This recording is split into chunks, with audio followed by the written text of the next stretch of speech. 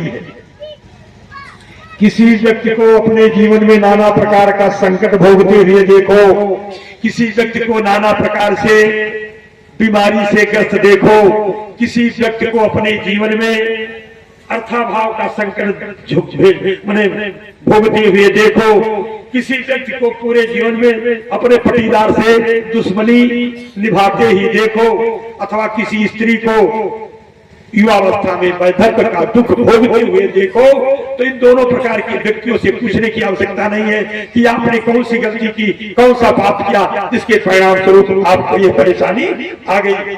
केवल देख करके अनुमान लगा लीजिएगा कि इन दोनों प्रकार के व्यक्तियों ने अपने पूर्व जन्म में भगवती दुर्गा की आराधना नहीं की। भगवती की दुर्गा की आराधना अपने लोगों को निश्चित रूप से करनी चाहिए। अपने घर में रोज नियम बना करके दुर्गा भगवती की उपासना कीजिए, बड़ी बड़ी असाध्य बीमारियां समाप्त हो जाएंगी ये दुर्गा भगवती की कृपा से। ये चिंतयते कामम तम तम प्राप्नोति निश्चितम, जिस भी कामना से भगवती दुर्गा की उपासना करोगे वे निश्चित रूप से फलदायी होंगे। बोले वृंदावन बिहारी लाल की जय। उसी रात में भगवती दुर्गा मथुरा पहुंची, अपनी माया का प्रयोग किया।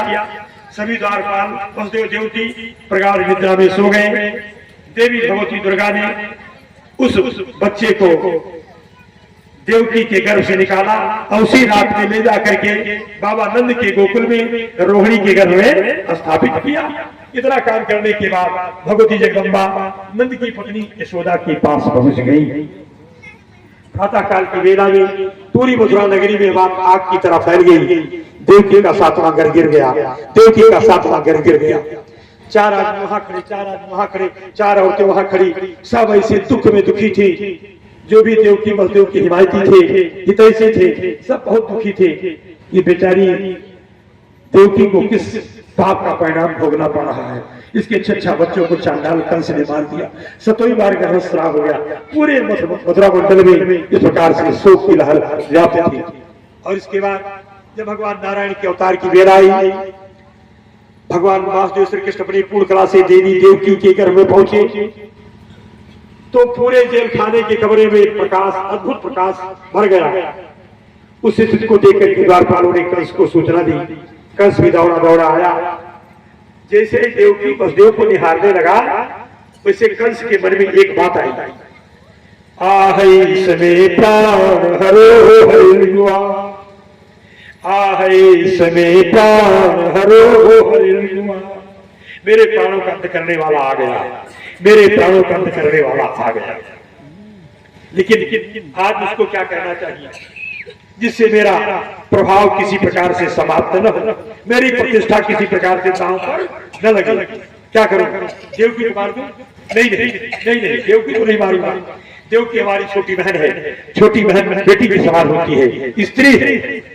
स्त्री को मारने से, देखिए कंस कह रहा है, स्त्रिया ससुर गुरु त्यागधोयम, स्त्रिया ससुर गुरु त्यागधोयम, ये स्त्रिया तनु काल। स्त्री को मारने से यश, श्री, संपन्नता और आयु घट जाया करती है।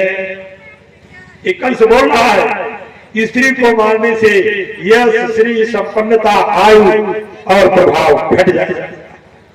ऐसा क्यों कहा?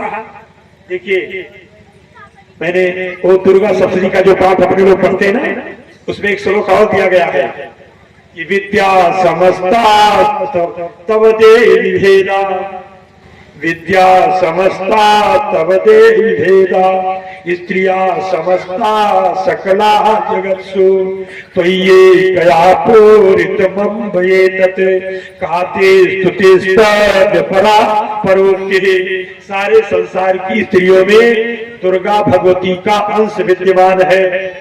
ये जो हमारे सामने मातृ शक्तियां बैठी है, ये केवल स्त्रियां ही नहीं है, केवल महिलाएं ही नहीं है, केवल किसी की औरतें ही नहीं है। इनके अंदर ये भगवती दुर्गा की कला की कलांश है। विद्या समस्ता तव देवी भेदा, स्त्रिया समस्ता सकला जगत्सु त्वयि गया पूरित मम्बये तत् काते स्तुतिस्तद्य परा परोक्ति। सारे संसार की स्त्रियों में दुर्गा भगवती का अंश विद्यमान है। इसलिए ध्यान रखना चाहिए, इनका तिरस्कार न करो।